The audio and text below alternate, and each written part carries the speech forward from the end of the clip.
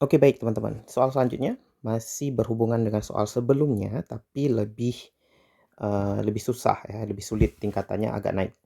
Sebuah bola bermassa M dan bermuatan Q diikat menggunakan tali sepanjang L membentuk suatu pendulum. Bandul berada dalam medan gravitasi G ke bawah dan medan listrik E ke kanan seperti pada gambar.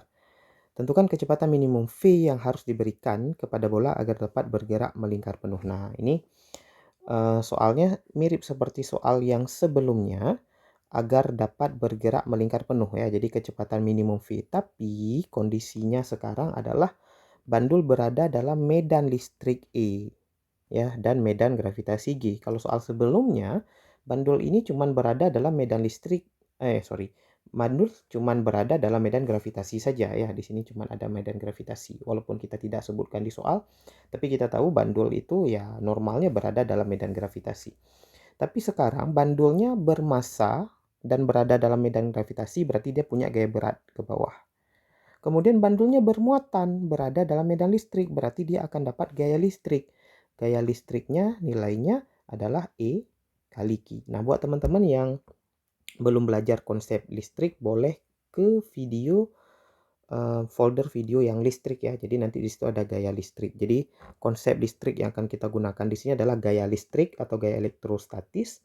Kemudian nanti ada energi potensial listrik. Jadi silakan pelajari itu dulu kalau belum belajar gitu ya. Langsung ke video yang listrik. Oke, kita anggap teman-teman sudah belajar, maka kita langsung menggunakan konsepnya untuk soal ini. Jadi soal ini itu digabung antara konsep mekanika dan konsep listrik ya.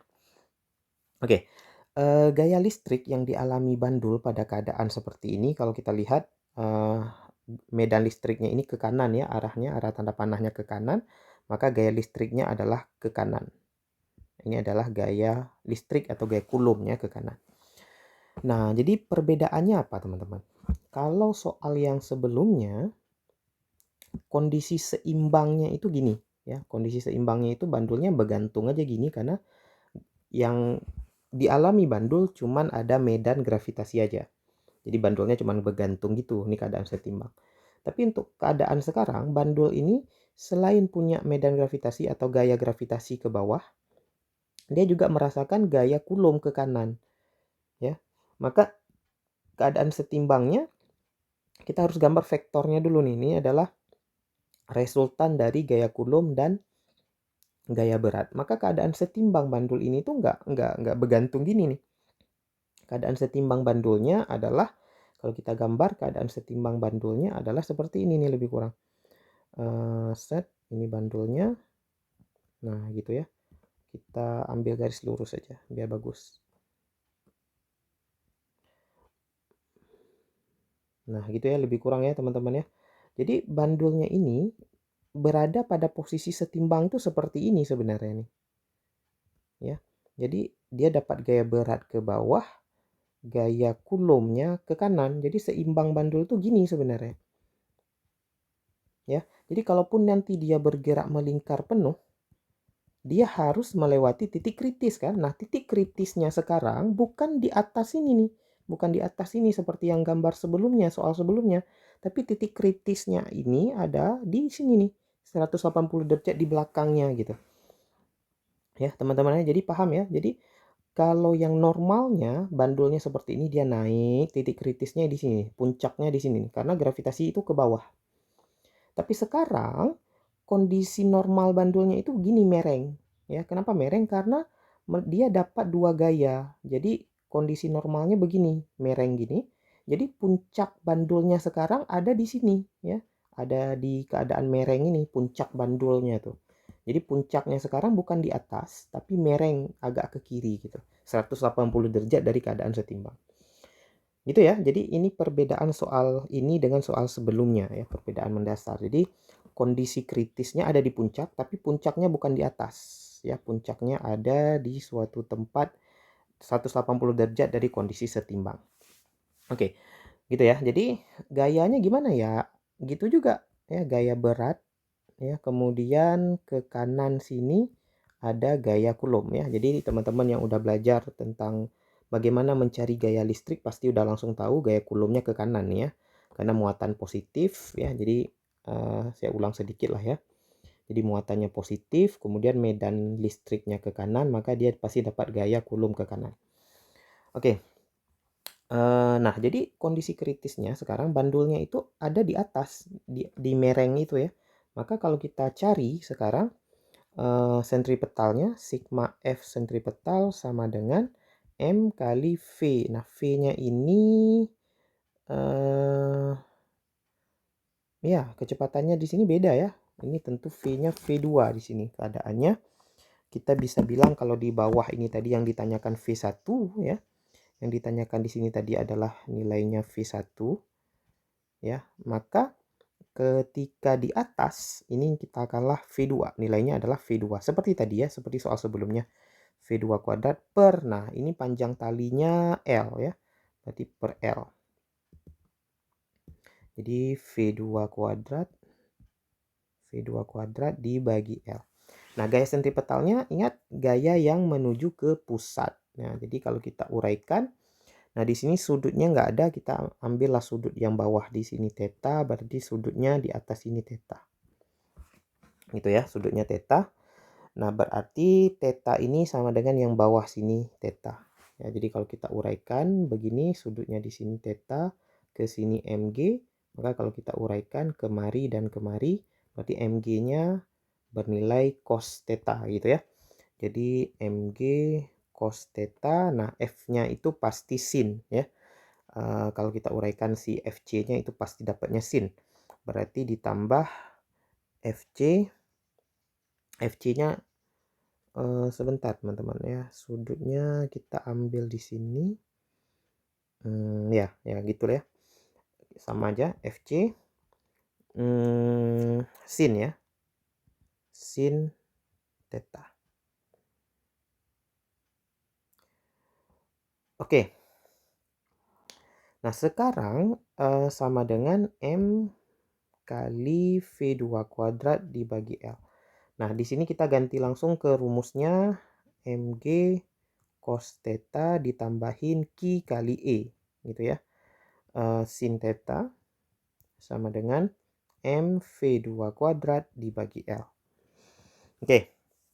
Sampai sini kita sudah dapat satu persamaan, yaitu persamaan 1. Kita mau cari di sini V1. Nah, kebetulan di persamaan ini nggak ada V1 ya. Kita malah dapatnya V2. Nah, untuk hubungkan V1 dan V2 kita pakai apa? Tentunya kita pakai energi mekanik ya, seperti konsep sebelumnya, EM1 sama dengan EM2. Nah, di keadaan 1 di bawah dia punya kecepatan, tapi nggak punya ketinggian ya. Jadi energi potensial di keadaan 1 0, energi kinetiknya ada setengah kali M kali V1 kuadrat. Sama dengan di keadaan 2 di posisi puncak itu dia punya kecepatan.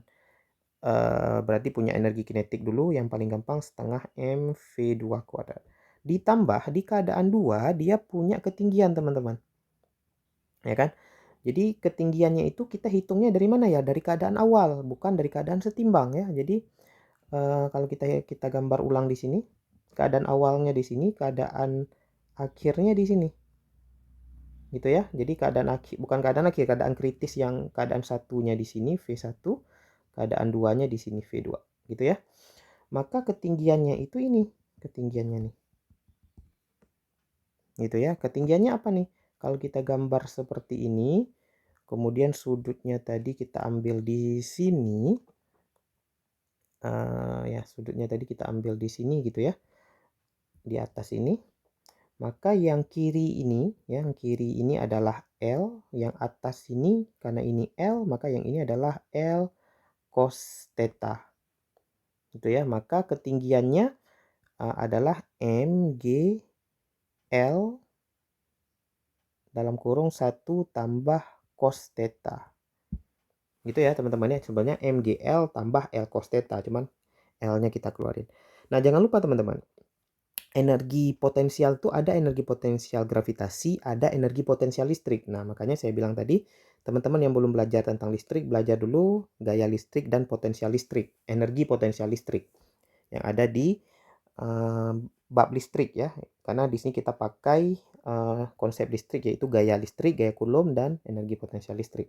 Jadi benda ini pindah ke atas tadi ya. Secara ketinggian dia menempuh ketinggian H ke atas. Nah, kemudian di sini ada energi potensial listrik lagi. Energi potensial listrik itu rumusnya adalah Q kali E kali. Nah, pergeserannya adalah dari bawah ke atas ini, dia bergesernya karena medan listrik itu ke kanan, maka pergeseran yang kita ambil ke kiri. Bukan ke kiri sih sebenarnya. Karena medan listrik itu sumbu horizontal gitu ya, maka pergeserannya yang kita ambil adalah horizontal. Horizontalnya kemana? Dia ke kiri ini. Gitu ya. Jadi kalau teman-teman udah belajar energi potensial listrik pasti paham kenapa yang kita ambil itu yang garisnya ke kiri gitu ya. Sama seperti kenapa waktu kita pakai MGH, H-nya ke atas yang kita ambil. Kenapa nggak yang mereng ini? Karena pindahnya dari sini kemari. Kenapa nggak yang mereng? Kenapa yang kita ambil atas? Karena gravitasinya ke bawah. Jadi perpindahan yang kita ambil adalah yang segaris dengan gravitasi. Nah, ini sama nih. Perpindahan yang kita ambil dalam medan listrik adalah yang segaris dengan medan listrik. Gitu ya. Oke, kita hapus ini. Oke. Jadi agak ribet sedikit di sini karena dicampur konsepnya. Jadi ditambahin Q kali E. Nah, pergeseran ke kirinya adalah L cos theta. L sin theta. L sin theta. Karena pergeserannya itu yang bawah sini ya. Yang bawah ini sama dengan yang segitiga ini. Ya, jadi segitiganya kan gini ya. Ini L cos theta, ini L sin theta gitu ya. Sudutnya di sini. Kok terbalik sih? Sorry. Sudutnya di atas ya. Sudutnya di atas. Di atas ini berarti ini L sin theta, yang ini L cos theta yang tadi ya. Oke. Nah, sekarang kita punya dua persamaan ya. Jadi kalau kita tulis yang rapi dulu, persamaan keduanya adalah setengah M V1 kuadrat. Ini yang mau kita cari, V1. Kemudian setengah M V2 kuadrat. V2-nya bisa dapat dari persamaan 1. Ditambahin MGL dalam kurung 1 tambah cos theta. Ditambahin Q kali E kali L kali sin theta. Nah, ini adalah persamaan 2. Oke. Nah, di sini kita butuh satu persamaan lagi sebenarnya, teman-teman. Ya. Kenapa? Karena kita punya 3 variabel yang nggak diketahui. Kita mau cari V1, V2-nya nggak ada, kemudian nilai theta juga nggak ada. Ya, theta nggak ada. Jadi kita punya 3 variabel yang nggak diketahui, maka kita butuh 3 persamaan. Persamaan satu lagi adalah persamaan yang membutuhkan hubungan sudutnya, tetanya gimana ya. Karena kita di sini kalau V2 udah ada di persamaan 1, tapi tetanya ini belum jelas. Nah, theta ini tadi dalam soal, dalam pengerjaan adalah pemisalan kita nih. Di sini nih. Muncul awalnya di sini nih. Ya, di saat keadaan setimbang. Maka kalau kita gambar untuk mencari tetanya, kita bisa gambar begini nih. Ya, ini keadaan setimbangnya tadi, sudut theta di sini. Keadaan setimbang ini diperoleh dari mana? Dari MG dan FC tadi ya. Nah, sudut tetanya sebenarnya di sini nih. Nah, awalnya sudut tetanya itu ada di sini. Maka kalau kita gambar MG ke bawah, kemudian FC-nya ke kanan, kemudian sudut tetanya ada di sini, maka udah jelas hubungannya adalah tan theta sama dengan desa ya. Depannya FC, bawahnya adalah MG, atau kita bisa tulis sin theta per cos theta sama dengan Q kali E per M kali G. Atau kita bisa tulis di sini MG sin theta sama dengan QE cos theta gitu ya. Nah, dari ini adalah menjadi persamaan ketiga kita. Nah, jadi dari 3 persamaan ini, persamaan 1, persamaan 2, dan persamaan 3, teman-teman bisa langsung dapat nilai V1 nanti ya. Jadi nilai V1-nya bisa dapat nanti kalau digabung persamaan 1, 2, dan 3. Nah, ini silahkan jadi latihan teman-teman ya. Biar lebih ahli gitu ya. Jadi hasilnya nanti adalah akar 3GL dalam kurung 2/3 tambahin akar 1 tambah 1 tambah mg per QE, ya. Ini tutup kurung kuadrat gitu. Kemudian ini tutup kurung lagi. Ya, kemudian ini kurung besar. Nah, kurung besar ini ada pangkat setengah. Ini artinya boleh gini aja ya. Pangkat setengah di luar ini artinya mereka semua ini ada dalam suatu kurung, suatu akar yang besar. Nah, ini adalah jawaban akhir untuk V1. Jadi kenapa bisa akar terakhir? Karena ini V1 kuadrat, teman-teman. Jadi teman-teman selesaikan V2-nya, substitusi dari persamaan 1, kemudian cos theta dan sin theta hubungannya ambil dari persamaan 3. Teman-teman olah lagi persamaannya, teman-teman akan dapat nilai seperti ini. Oke, silakan dijadikan latihan mandiri.